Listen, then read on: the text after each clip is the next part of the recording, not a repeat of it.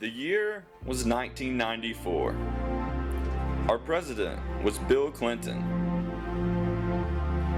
The Dallas Cowboys had just beat the Buffalo Bills in the Super Bowl. And the Cowboys again were crowned world champions. Arkansas Razorbacks defeated Duke to win the NCAA Basketball National Championship. They've won the first ever national championship. The top movies were The Lion King and Forrest Gump. Hello. My name's Forrest Gump. The top TV shows were Seinfeld and Home Improvement. The top Christian singers for him: Sandy Patty,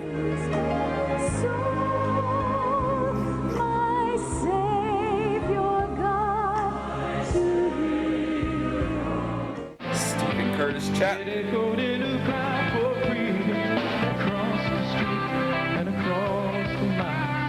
DC Talk,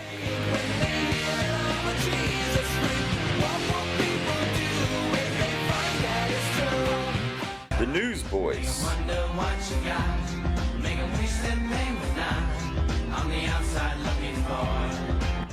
gas was $1.15. Milk was $2.88.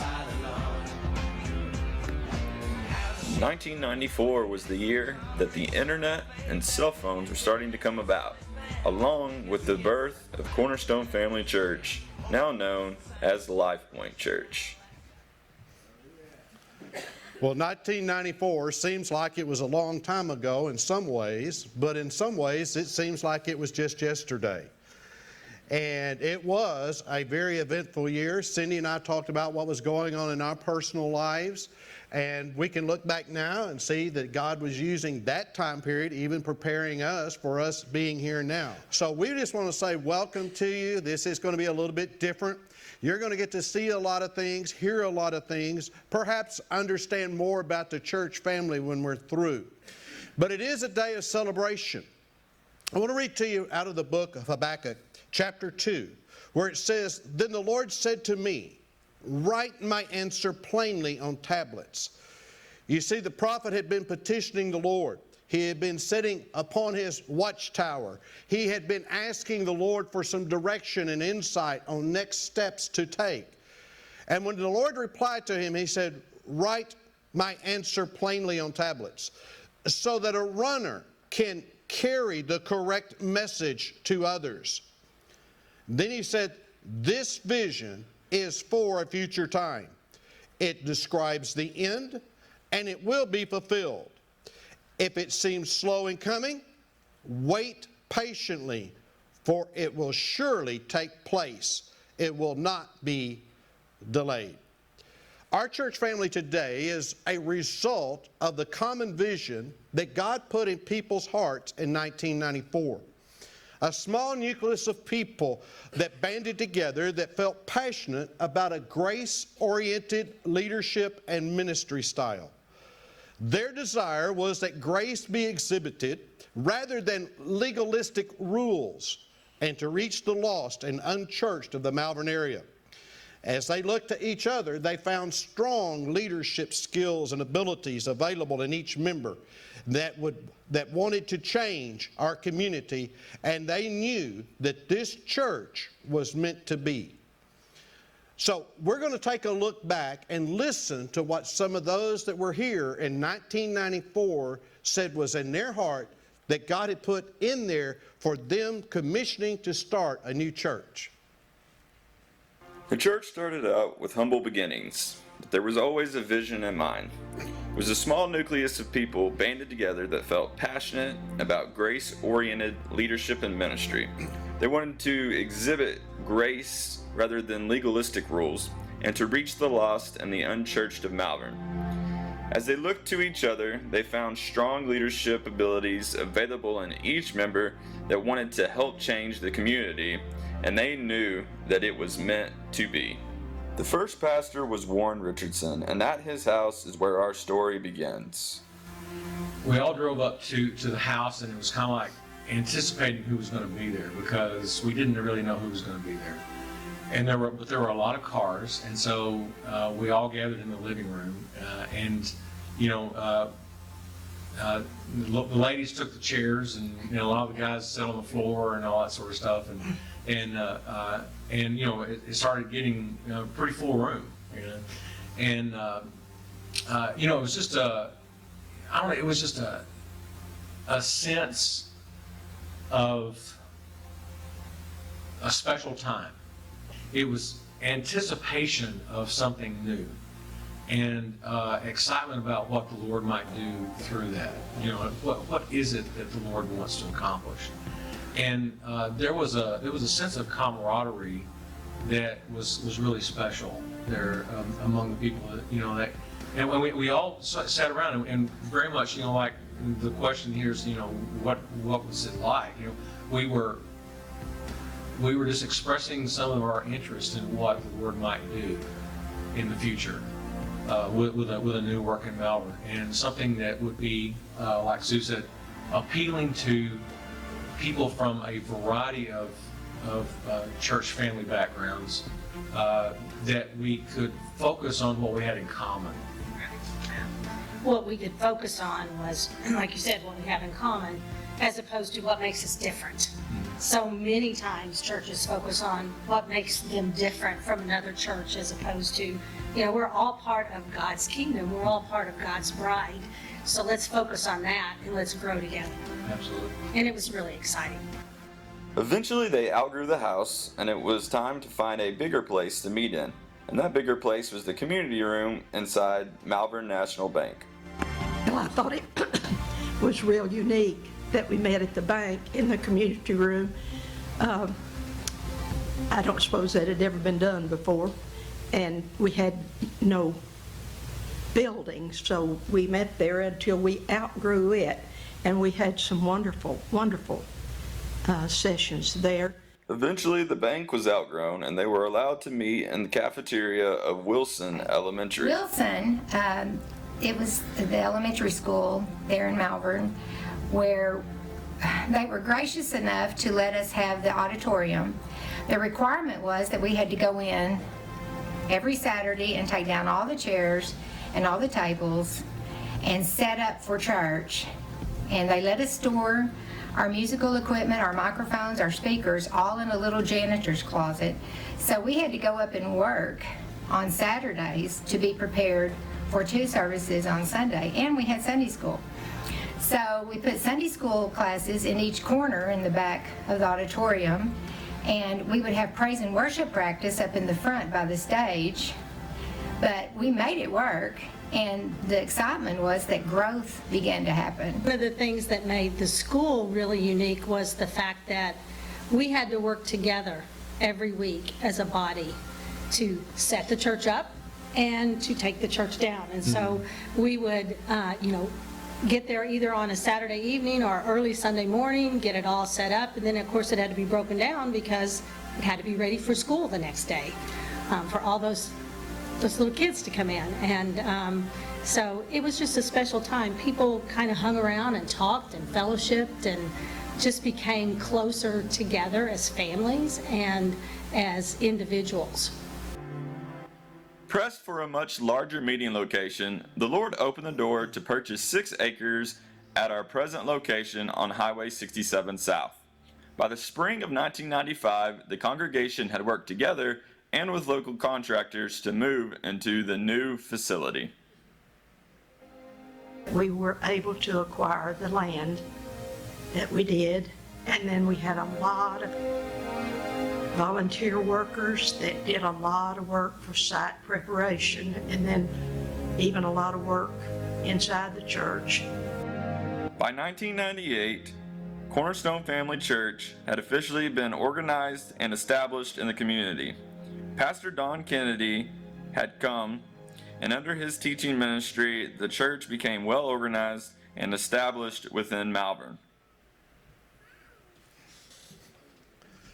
Some of you look much younger in those photos than you do this morning, but we will leave that aside. Zechariah chapter 4, verse 10 says this: "Do not despise these small beginnings, for the Lord rejoices to see the work begin." It was truly a humble beginnings with a group of people with a desire simply to be faithful. And so I have tried to figure out how to recognize people this morning, and there is no way that I could figure out how to recognize everyone without leaving some out. But this is what I want to do right now.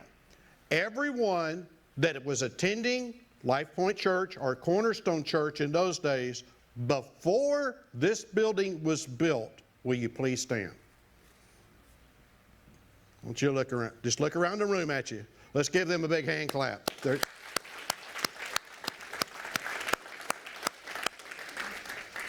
I bet they're glad they didn't have to get here and set up the chairs and audio system this morning.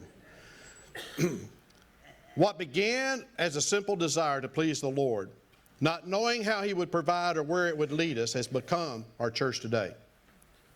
Their efforts a testimony of just trusting God and serving, letting God work out the details when you simply don't understand. Many, many people have helped with hard work, prayer, and finances. Some that I have never had the privilege to even meet. But we're going to take a look at the launching of what happened after they moved into the building. In the early 2000s, it got really exciting as the church began to grow. Around 2002, the church believed that it was time for the youth to have something new and exciting, so they built a building just for the youth. In 2005, the church saw another transition as Ronnie Brumley became the pastor. Under Pastor Ronnie Brumley, the church grew, it modernized, and it entered a new phase of ministry, which resulted in a name change to Lifepoint Church. Pastor Ronnie Brumley believed the name Lifepoint was felt better to reflect an interdenominational community approach. In the fall of 2008, Pastor Ronnie felt God's calling in a different direction, and Rick McClure became the new pastor in January of 2009.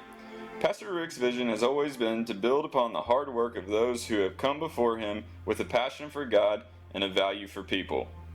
The church continued to grow, and the leadership felt that it was time to expand. In 2014, construction began on a new addition to the building as there was a brand new kids' room built with a state-of-the-art playground installed, along with new offices and a conference room. This new expansion meant that the auditorium and the foyer could be expanded for all of the new growth. Over the past 25 years, Jesus has done incredible work at Lifepoint Church. Numerous babies have been dedicated, countless people have given their lives to the Lord, and since 2012, when Pastor Rick started counting, approximately 85 people have been baptized, with baptisms being held 2 to 3 times per year, equaling an average of 1 per month for 7 years. If you had asked me 25 years ago what I would have thought the church would be today, I can't say that I thought it would be what it is, but I had no clue what it was going to be. I didn't know if it would be 50 people or 500 people or 5,000 people. I just know that with good seed planted, that God would give the growth, and He has. We have a wonderful facility. I love how our leadership has taken us. I'm excited about where the church is. I mean, to see that something that we were a part of in the very beginning has blossomed into what it is today. You know, we have beautiful facilities, incredible facilities for children, and for the youth, and incredible grounds. It's humbling. It's humbling to see what God has done. Well, we're very delighted that the Lord has continued to bless this ministry, and Absolutely. you know, a lot of startup churches don't make it, and so the fact that 25 years later, still here, still impacting the community, still growing, I think is evidence of something that we experienced earlier on, is that God was validating our efforts as resources and were available to us as we grew. I know that all comes through individuals, but we also know that the Lord inspires individuals for that. And so it's very gratifying, I think is the word that I would use. It's gratifying that we were part of something at the beginning, and that the Lord is still blessing that and using that in this story. I think the main thing that was the desire of Floyd and my heart was that it would be a meeting of believers, worshipers, children of God that could dwell together in unity and harmony, grow together, would love each other, would laugh together, would cry together, and would care for each other. And I feel like that our church has fulfilled that bill many, many times over. And I realize that that is a word from God, where it says in Psalms 133, "Behold, how good and how pleasant it is for brethren to dwell together in unity." And our church has always seemed so welcoming, and everyone is on an equal footing and seems to care for each other. And not only that, but as the days wore on and our pastors have come and gone, our present pastor has taught us to reach out into the community in a way that I never had understood before. And I think that has been a wonderful, wonderful church as we have remained a small congregation, but with a big heart. Well, God's been good in granting growth all through the years. Go ahead and give the Lord a hand clap.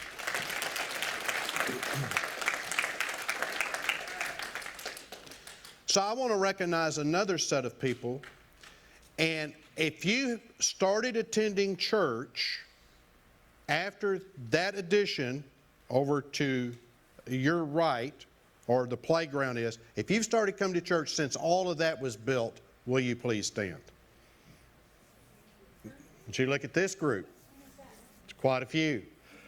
Thank you. You may be seated. Appreciate it. Now, there was a little clip in there. Boone mentioned about, for whatever reason, the first few years I wasn't keeping count of baptisms, but about 85 since 2012-13. And you don't think about that being a lot, but that's pretty consistent. Some years it's been more than one a month, and some years it's been a little less than one a month. But then when you look at it over a year, or several years, it averaged out about once a month. But I know there was a lot of you that before we came, even in the original building or the original configuration, that were baptized here. So if you were baptized at any time in this church, will you please stand? Whoa, look at that. God, thank you. Wow. God's good. God is so good. One of the things that Cindy and I have learned as pastors about a local church is it is about a group of people, a commitment, a vision, but realizing that it is a river of people that pass through it over the years. Some of those people, when they come, they stay, and they stay for a lifetime. Some of those people grow up in the church. They go on and get their education and go off to their careers and families and other locations. Some come for a while, then they get new jobs somewhere else. Some move to our areas and live here for a while, then they move on to other areas looking for opportunities. Some have family issues and they move on. Some simply become discouraged. And some have gone on to their heavenly reward. But each one each one are a part of the laying of the foundation for us to be here. Their prayer, their hard work, their time, and their money have gotten us to this point. Hebrews chapter 6, verse 10 says this, "For God is not unrighteous. He will never forget how hard you have worked for Him and how you have shown your love to Him by caring for other believers as you still do." Our great desire is that you will keep on loving others as long as life lasts in order to make certain that what you hope for will come true. In church years, we're still a very young church. We're still just getting started. Many churches in our community are over 100 years old. Many are 75 years old, and most are over 50 years old. And yes, there will be other churches that will come. There'll be new churches that will come to the community, new churches that spring up within the community. Some will be able to reach out into the community and get people not going to church to go to church. Others will simply just recruit others from other churches. But we are anchored in now. From this day forward, we're going to benefit from all the hard work and prayers of those who have gone before us. So I believe we're simply just beginning. It's a new chapter. Matthew chapter 28:19 says, "Therefore go make disciples of all nations, baptizing them in the name of the Father, the Son, and the Holy Spirit. Teach these new disciples to obey all the commandments I have given you. And be sure of this, I am with you always, even to the end of the age." Certainly there's much more work to do. And as our church family grows, the river will continue to flow through this area, and our role in the community will expand. Earlier this year, Brenda Boone, Cindy, and I went to a church conference, and they asked a question: how long does it take to make a disciple? And we wrestled with that and listened to lots of different ideas. But that phrase that I read to you where it says, "Teach these new disciples to obey all the commands." And we got to thinking, from the time that you share the gospel, you plant the seed of the gospel, you water the gospel, someone gets saved, someone gets baptized, they start studying and trying to work out all the things in their own heart and their own mind, that a lot of times it takes 10 years to really make a mature disciple of the Lord. And so we have a lot of work left to do. And God has granted us so much favor in this community.